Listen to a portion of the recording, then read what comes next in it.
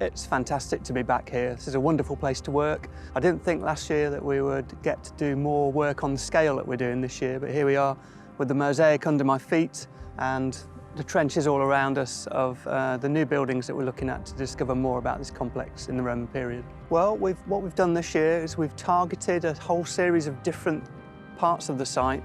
We've had this fantastic geophysical survey which allows us to pinpoint exactly where buildings are. We've got evidence of a very deep sunken building, which is probably a big storage cellar. And we've got evidence of where perhaps different levels of people were living in the villa estate. So behind me there's a big aisled hall, which is perhaps where some of the extended family of the villa owners lived, or even some of the farm workers.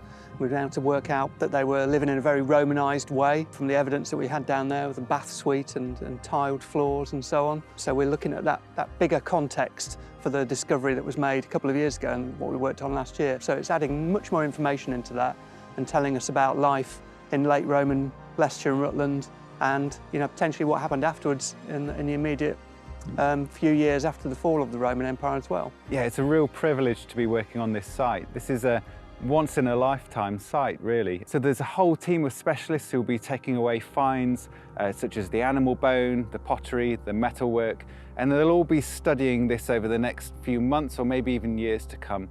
And eventually, everyone's thoughts will come together into one big book. Historic England is here mainly because the site was discovered and was considered of great importance, and we wanted to schedule it so that it could be preserved for the future. But we also needed to understand more of it in order to maintain it.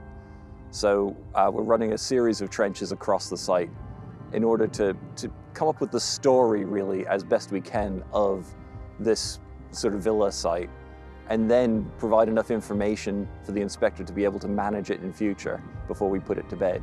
The main part of the excavation is a partnership between University of Leicester, ULAS and Historic England. We're working with the excavation team at the moment, the projects team, but we've also had support from Rutland County Council, similar support from Leicestershire County Council as well. So we've tried to involve as many people in the process as we possibly can. Well, we've had a lot of volunteers through our doors over the last few weeks, an average of about 10 a week, I think, and they've been a really integral part of the project. That's been great, and of course we're feeding that knowledge back into the community, which people can use on sites and archaeological work that they do elsewhere. I think it's been a lifetime, once in a lifetime opportunity to get involved in something like this, but it's been such an inclusive and enjoyable experience working with a team of professionals who just all get stuck in. It's just one big team. There's two elements to the next steps. One is we take all the information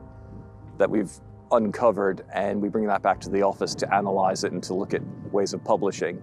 And then the other side of it is that we're going to carefully backfill all of the trenches, making sure all of the masonry that we see is secure.